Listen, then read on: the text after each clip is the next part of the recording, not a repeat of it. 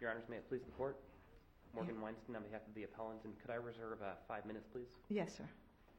Your Honors, this case concerns a summary judgment that was granted, summary judgment being an extraordinary remedy, and the denial of a motion for rehearing following summary judgment having been granted. It's a residential mortgage foreclosure action. Summary judgment was granted as to defendant's non-pleaded affirmative defense, which denied the occurrence of conditions precedent. Plaintiff had asserted that conditions precedent had been waived or had occurred twice in its complaint. The defendant did not interpose an answer. Assuming we get past the preservation issues, why isn't Coral Ridge the death knell for that argument? Yes, Your Honor. Coral Ridge discusses the interplay between Rules 1.510 and 1.140 B and D. I see that, but the defense that's being asserted in Coral Ridge, is release. That's not a typical pre-answer motion defense. That's an affirmative defense, just like we're talking about here. That's true with regard to the way that the facts are asserted in that case. The court doesn't state that it wasn't a failure to state a cause of action terminally because of the defensive release. And the court does state that Rules 1.140 B and D are at play with regard to determining whether an answer is required before filing a motion under 1.510. Moreover, Your Honor, even if that's not the case, and even if release would be a defense which could be asserted pre-answer, that doesn't mean that an affirmative defense which does not seek to avoid an allegation raised in the complaint could be asserted that way. The affirmative defense that's being interposed by the defendant in this case, the appellee in this appeal, was under 1.120C of the Florida Rules of Civil Procedure.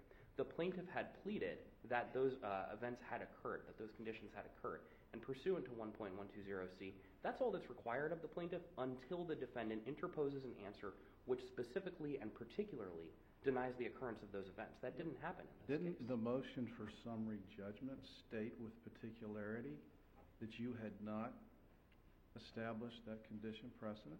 Your Honor, I would state that it needs to be in the answer because Rule 1.120C What difference does it make? Rule 1.120C requires a pleading, not a motion. Well, Coral Ridge says you can file a motion for summary judgment at any time, and the fact that the Rule 1.510 requires particularity, that seems to suffice and take the place of having to file an answer.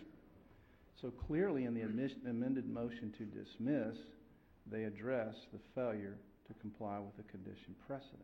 Are you saying that the bank was not on notice that at the time of the hearing they had to demonstrate that they had complied with that condition precedent? Your Honor, I would state two things with regard to that. The first is I don't think that the denial, even if it's within the motion, in this case is specific or particular because it says that the bank either failed to provide a notice or that the notice that it provided was insufficient as a matter of law because it did not comply with paragraph 22 of the mortgage. That's not specific or particular. Instead, it's conditional and states one of two things may have occurred. We're not sure which. I guess the bottom line is, would you agree that the bank failed to file any affidavits in opposition? Yes, Your Honor. No affidavit in opposition was filed. The motion for rehearing that was filed asserts that that was because of insufficiency of notice with regard to the hearing. There was not a lot of time to get the affidavit turned around once the hearing. Was there a motion to continue the summary judgment file below? There was no motion to continue the summary judgment file below. What had occurred, though, Your Honor, is there was a notice of filing of the notices themselves, which would not be sufficient to assert a claim for summary judgment or an entitlement to summary judgment, but do provide a factual scenario where summary judgment may be inappropriate. But I guess what I'm troubled with is the bank now is taking the position that you were wrong somehow, even though to follow up with the questions, the bank was on notice that that was one of the issues, that they filed an affidavit. There was no opposite affidavit filed, and that's where we find ourselves, and that's what's concerning. Yes, Your Honor, and that's concerning because of Coral Ridge. There are subsequent cases that have come out, including from Congress Park and a couple of the other cases cited in the initial brief and the reply brief, which discuss the way that summary judgment works with defenses that haven't been pleaded. Those cases state that in a situation where the plaintiff has moved for summary judgment and the defendant has failed to raise the defense, the defendant cannot defeat summary judgment, which means if we're to interpret Coral Ridge as to mean that a condition precedent need not be asserted in an answer in order to present a summary judgment motion, we're in a situation where it's easier for a defendant to win a summary judgment motion, to have an extraordinary remedy granted in their favor, than it is for them to defeat a motion for summary judgment and prevent the plaintiff from gaining that extraordinary remedy. Why is that true?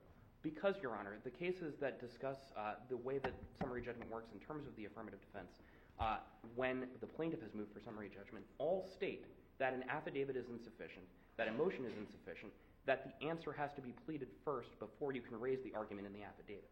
But the difference is just that it's pleaded. The evidentiary burden in either circumstance is the same, correct? Yes, Your Honor. Okay, so I don't know why, or I guess I'm not seeing why that policy argument is something that ought to move us. I mean, pleading is a relatively simple thing. If it's a relatively simple thing, Your Honor, then I would suggest that it should be done, and it could have been done in this case. But the reason that it should be compelling is, in the cases of Congressional Park and the other cases that are cited in our briefs, a plaintiff moved for summary judgment before a defendant had filed an answer, which asserted a particular affirmative defense. The defendant filed an affidavit which asserted that affirmative defense, and the court and the appellate courts all found that it was insufficient of the defendant to merely assert it in the form of an affidavit or an opposition to the summary judgment, and that it needed to be pled. If that's true, and the only difference is that here the defendant is moving for summary judgment, the policy argument should be compelling because it would be easier to defeat a plaintiff's case than to defeat a plaintiff's motion for summary judgment in a world where we interpret the law that way. Yeah, but the policy really is notice. And you're trying to convince us that the bank was not on notice that this particular defendant was attacking what they allege to be your inability to comply with the condition precedent. And the bank showed up at the hearing with nothing. Your complaint is general as in terms of compliance with the condition precedent.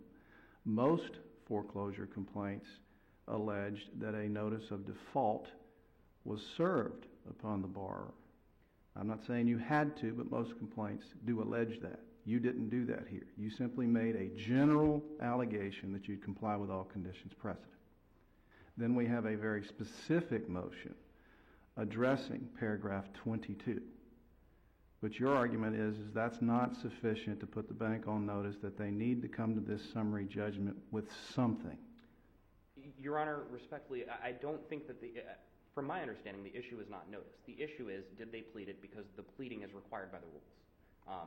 And so, until they have pled it, even if we're on notice, we're not required to respond. I'm sorry. Go ahead. Go ahead. Well, despite Coral Ridge saying that you do not have to plead it in an answer, you can plead it in a motion for summary judgment.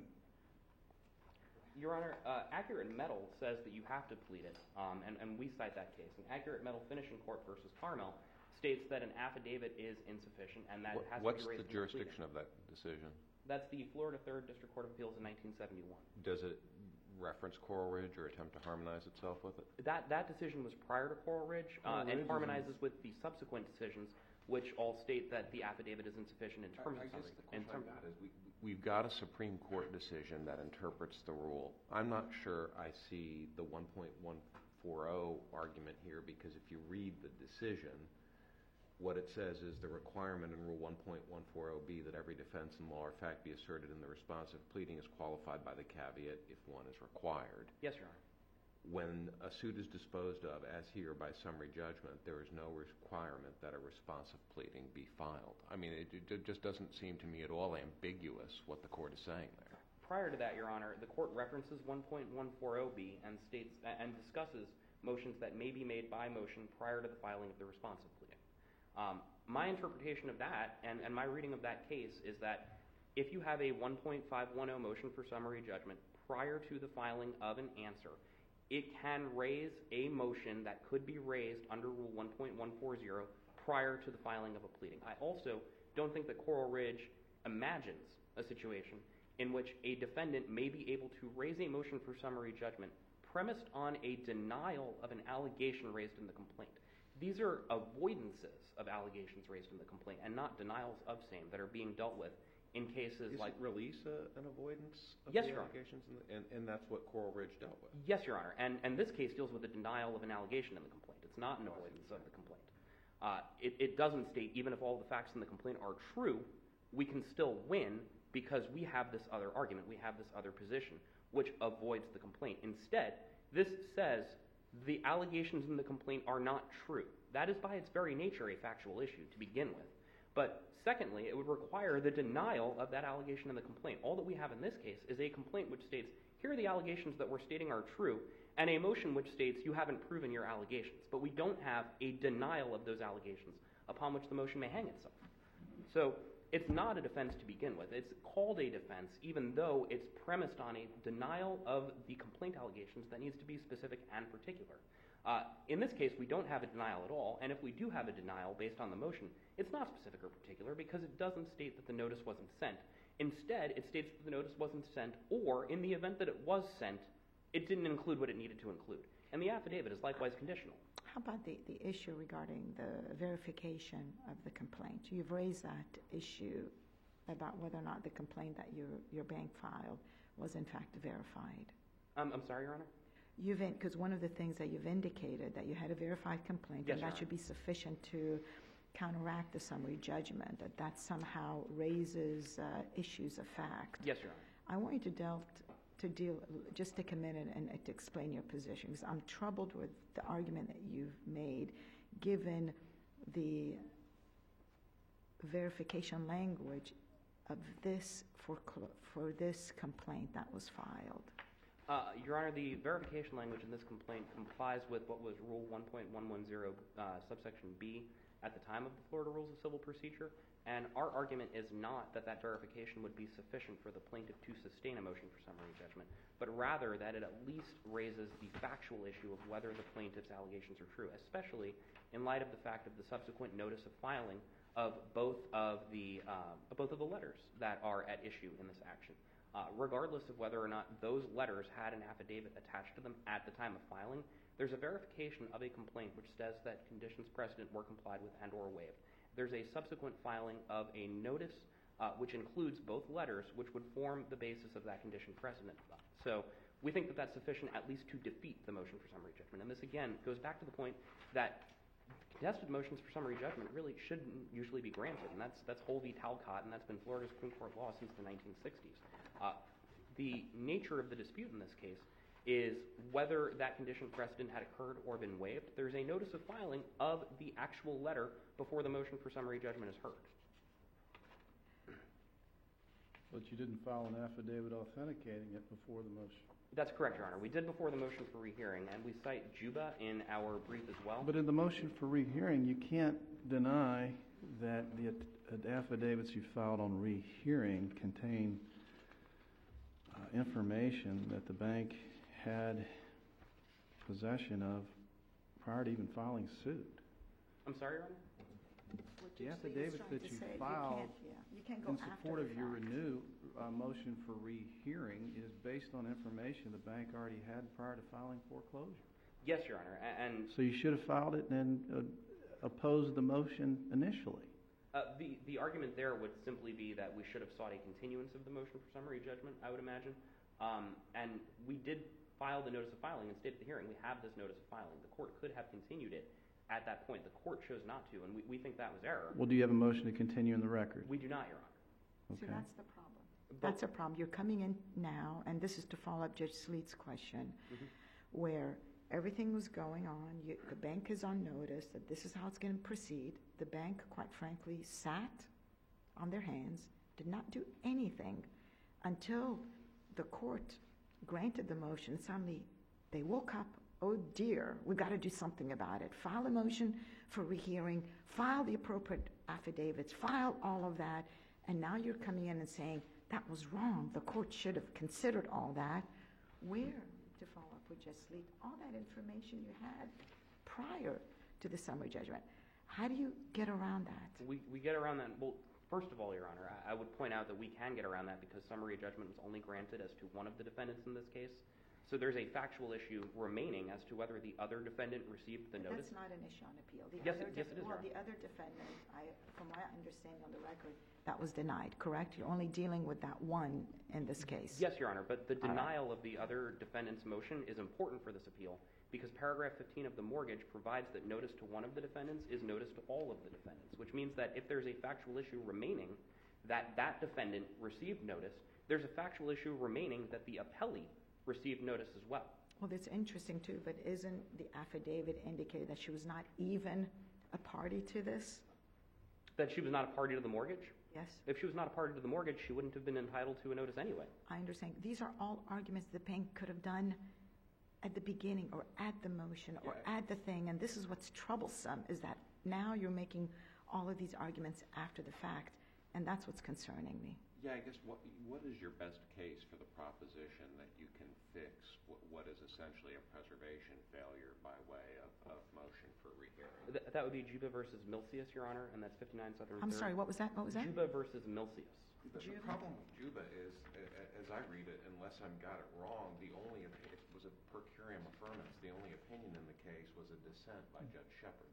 Yes, Your Honor, and that dissent indicated that where you have a trial court which is presented with an unsworn copy of a record, and the appellant provides an explanation, then the appellant files the sworn copy, the motion for hearing should be granted. But that's totally different because in Juba, this was an IME under 1.360, which the report is sworn to there. And the attorney was under the delusion that this sworn medical report was sufficient and didn't need to be attached to a sworn affidavit.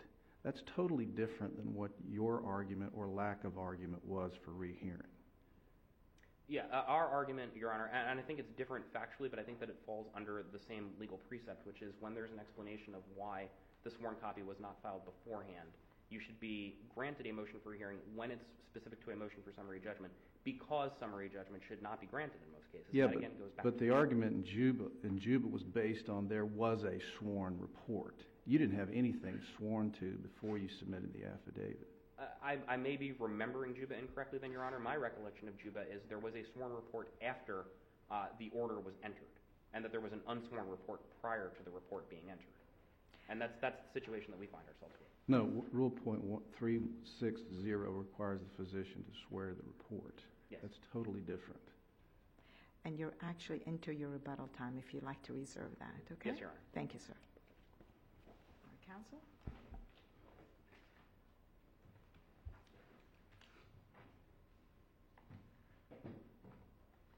May it please the Court. Mark Stoper for the appellee. I think Your Honor's questions on the issue of preservation are perfectly appropriate, and that's what I intended to start out with. The Florida Supreme Court decision in 2010 in Ailes versus Boemi is very clear that a litigant has to make the specific arguments below if they want to raise the arguments in the appellate court. And here, my opponents have nothing showing that they made any arguments at all. They filed no written memo or response to the summary judgment motion, filed no opposing affidavit. They designated no summary judgment evidence as required by the summary judgment rule. There's no transcript of the summary judgment hearing, and they did not recreate the record. But notwithstanding all that, my opponent wants to come before you and try to present their case as if they argued everything below by trying to say in the briefs, well, it's summary judgment, it's getting over review. There's not an exception to the preservation requirements because of the summary judgment hearing. And what I submit my opponents are suggesting to this court is it would create a dangerous precedent for circuit court judges, because what they want you to essentially accept is that a litigant opposing summary judgment can go before the circuit court, argue nothing, say nothing, right? Say nothing, and then go appeal and raise all of the arguments that they didn't raise below. And if that essentially puts circuit court judges in a position of having to dig through the record at a summary judgment hearing to try to find arguments for the party opposing summary judgment that they're not even making out of fear that they might be raised in the appellate court as a basis for reversal. And I appreciate all that, Mr. Sopa, but let me have you address one issue that counsel raised. He indicated that below the husband's motion was denied.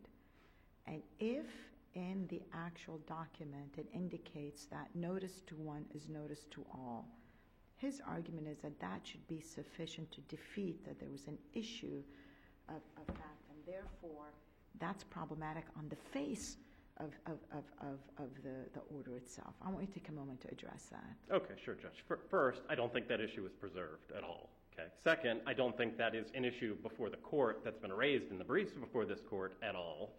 And third, I don't think that argument works at all with respect to the 559715 requirement, because that's a statutory obligation to give notice and is not modified by paragraph 15 of the mortgage that he's referring to that says notice to one is notice to all. So, and fourth, I don't think that when a plaintiff does not prove compliance with a condition precedent as to this defendant, they can't go forward with the case. They didn't comply with the condition precedent to the filing of the suit. It's not like, and I've done this many hundreds of times, it's not like you can dismiss one defendant and say, well, that defendant's out of the case, but we can go forward with the rest of the case. They didn't comply with the condition precedent that applies to everyone, and that was conclusively established. So, Judge, I think my response would be they didn't preserve it. They didn't even appeal on the issue.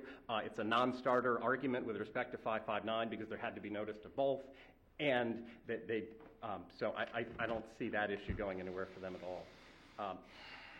So I don't think they get past the preservation issue, which is a point that Your Honor made right at the beginning. The only issue that the only argument they really preserved was with respect to their motion for rehearing, trying to take the position that the lower court abused its discretion in denying rehearing. That is, of course, an abuse of discretion standard of review, and I cited cases in the brief that make clear that there has to be a compelling reason or exigent circumstance for the lower court to have considered an affidavit for the first time on rehearing when it wasn't presented at the initial summary judgment hearing. And what I always find is the beautiful distinction in that line of cases is the case called Dalrymple, which says Hurricane Wilma prevented the affidavit from being presented at the initial summary judgment hearing. So that's a circumstance where it was allowed for the first time on rehearing.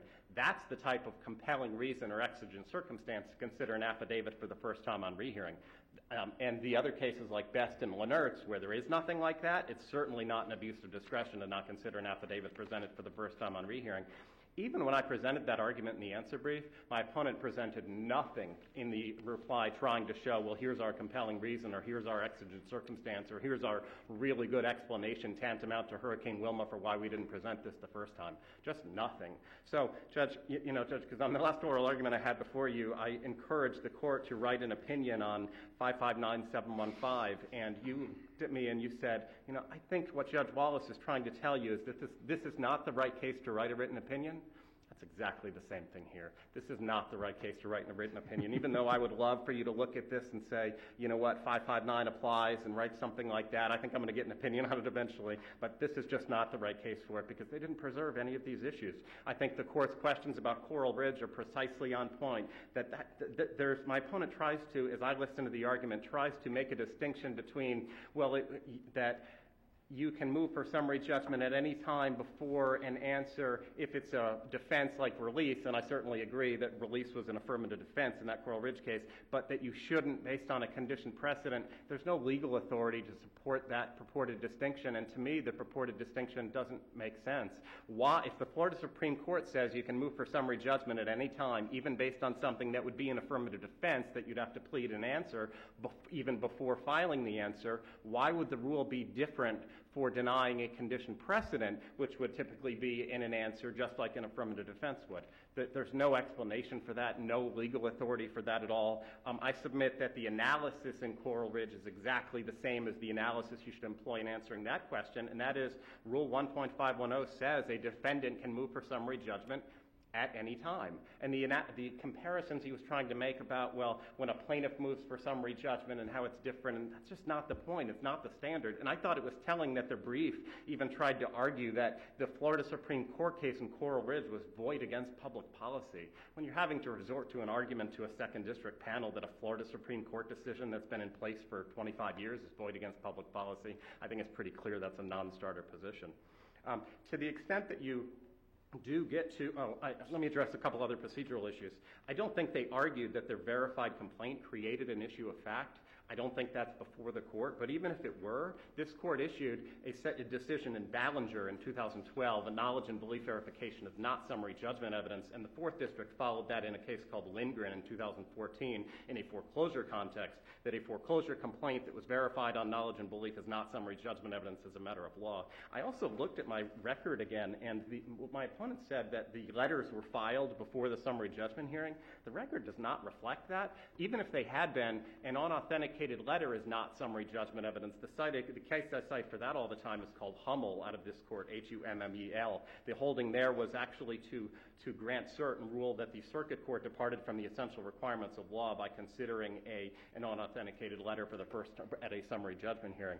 Now, to the extent that you do get to the merits, I want to talk about 559715 a little bit.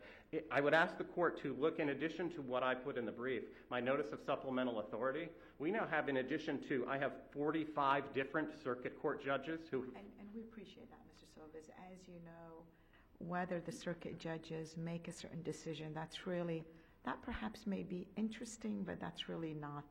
I understand. I mean, there's obviously a relative lack of authority. So let me start with this court's decision in Gann. Okay, Gann specifically says that Trent, the case that my opponent leads with, is not the law. This court specifically rejected the proposition that, in that case, the bank argued enforcement of a security interest such as a mortgage is not considered the collection of a consumer debt. The exact argument that the bank makes in this case, this court rejected that position and said Trent is not the law based on 2 11th Circuit decisions that came out after Trent.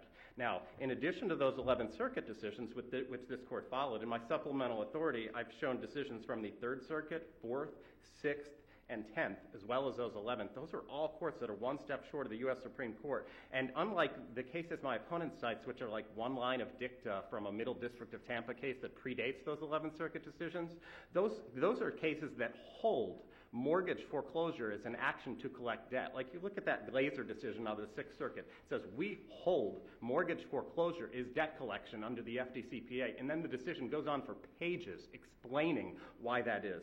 The 4th Circuit holds the same thing, a pages-long decision explaining why mortgage foreclosure is an action to collect debt. The Kmart decision out of the 3rd Circuit came out just in April of this year, says the same thing. And that case actually distinguishes between, it actually says that, well, just because a letter was sent, there's no distinction between a letter and a lawsuit. Both of them are actions to collect debt. If you send a letter demanding money, or if you file a mortgage foreclosure lawsuit, that's an action to collect debt. The 10th Circuit decision says that mortgage foreclosure is an action to collect debt, and they distinguish non-judicial foreclosure proceedings in other states. Some of them say some non-judicial foreclosure proceedings may not be debt collection, for instance, where you just post a notice of sale, but obviously foreclosure is judicial proceedings. So mortgage foreclosure, it is debt collection as a matter of law, particularly on a fact pattern like this, where you had a complaint that requested a deficiency, and it was precipitated by a demand for money. And that may all well be good, Mr. Stopa. We still don't have any Florida Supreme Court case or any other DCA case that had addressed that issue. You'd agree with that? I do agree, and that's part of what I'm trying to persuade you, that there's, I have a lot of appeals with this pending right now, so I'm trying to advance the position and show this court why the many judges who've ruled on this issue have ruled correctly. To me, the weight of authority is overwhelmingly in support of our favor, and especially when you look to the federal court decisions, which are interpreting the same question. It's just overwhelming authority. It's the 3rd, 4th, 6th, 10th, and 11th Circuits, and this court's decision in Gann. And what do my opponents present to the contrary? Trent, a Middle District of Tampa decision that this court specifically says is not the law. I think that the case law is just overwhelmingly in our favor on this issue, and I fully expect that you're not going to write a written decision on this, just like you didn't on the last one, but I want to take the opportunity to try to explain why, in the event that you decide to, I think it's really clear that this is an action to collect debt. And then the other question becomes, well, what is the remedy? If they didn't give the notice, what's the remedy under the statute, right? And I think it's clear under the FCCPA you can't sue for a violation of the statute as a consumer, because 55977 authorizes a suit for a violation of other portions of the statute, but not for 559715. So if you can't sue, how do you enforce the plain language of the statute? Well, because we know the legislature doesn't write meaningless provisions, and it's up to the courts to give meaning and effect to every portion of the statute. So when you have a statute that requires a notice be given 30 days before filing a suit, how do you enforce that? The only way to do it is to treat it as a mandatory condition precedent. And that's what the U.S. Supreme Court in the Hallstrom case did in an analogous context where you had a statute that required a notice be given before a suit, a certain number of days before a suit was filed. The U.S. Supreme Court said that is a mandatory condition precedent to suit, even where the term condition precedent was not written into the statute. So I also cited some Florida DCA decisions that do the same thing, including one from this court, where you have a statute that requires a notice be given a certain number of days before a suit is filed. That's treated as a mandatory condition precedent, even where the words condition precedent are not contained in the statute. And I submit in not only in this brief, but in all the other ones I've done, you will never see a case that has a statute that requires a notice be given a certain number of days before filing suit that is not treated as a condition precedent. Yes, there are some other statutes that are conditions precedent where the term condition precedent is in it, but all of the statutes that require a notice be given a certain number of days before a suit is filed, that notice is treated as a mandatory condition precedent. There's no way around Hallstrom, the U.S. Supreme Court case, and the many other decisions on this issue. So to the extent that you get to the merits on this, and I'd love to answer any questions that you may have about that, I think it's clear, and I think that's why I've been so successful on the lower court level. My opponent also mentioned it in the brief. They argued constructive notice by virtue of recording the assignment somehow constitutes notice. That's clearly not correct, because the statute requires written notice. There's a big distinction in the law between giving written notice to a consumer and giving them constructive notice by the recording of a document. There's a lot of case law about that, so that's not a well-taken position. There's really no dispute about dismissal without prejudice being the proper remedy here upon the granting of a summary judgment. I think that's clear. So I don't see that there is anything before this court where my opponent has given any basis in which this court should reverse. I think that an affirmance without an explanation of PCA is the appropriate result. So that's what I'm requesting today. Questions? Unless there are any questions for the court, then that would conclude my argument. Thank you, Mr. Stone. Thank you. And sir, you've got your, actually, I'm going to give you an extra minute of rebuttal because we were questioning you into your rebuttal time. You may proceed. And Your Honor, I'd like to just touch briefly on the 559.715 argument, not because I think you're going to make a decision about that today, but because I think it interplays with what else is going on here. Opposing counsel cites Gann and tries to say that Gann says that Trent is not good law, when in fact that's not what Gann says. Gann says that a letter preceding a foreclosure may contain debt collection activity and does not state that the foreclosure itself is debt collection. The defendant is here asserting that it is entitled to relief under Gann, which deals with a letter that was sent, and also asserting simultaneously the position that that letter was not sent. This is the same kind of internal inconsistency that is rife in the motion for summary judgment itself, which states that the letter was not sent, or if the letter was sent, it is insufficient. These are not specific and particular allegations with which the plaintiff can engage. That is why the motion for summary judgment was premature in light of the fact that there wasn't a pleading, and also would have been insufficient under Rule 1.120C, even if you're allowed to raise that argument first in a motion for summary judgment. Now, but does Rule 1.120C require, or does it limit the denial to a responsive pleading? Yes, Your Honor. Show me where. Rule 1.120C says in pleading the performance or occurrence of a condition precedent, the plaintiff may generally aver.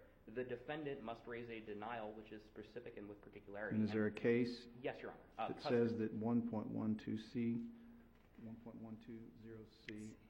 must be alleged in a responsive pleading, an answer? Yes, Your Honor. The case is Custer Medical Center versus United Auto Insurance Company.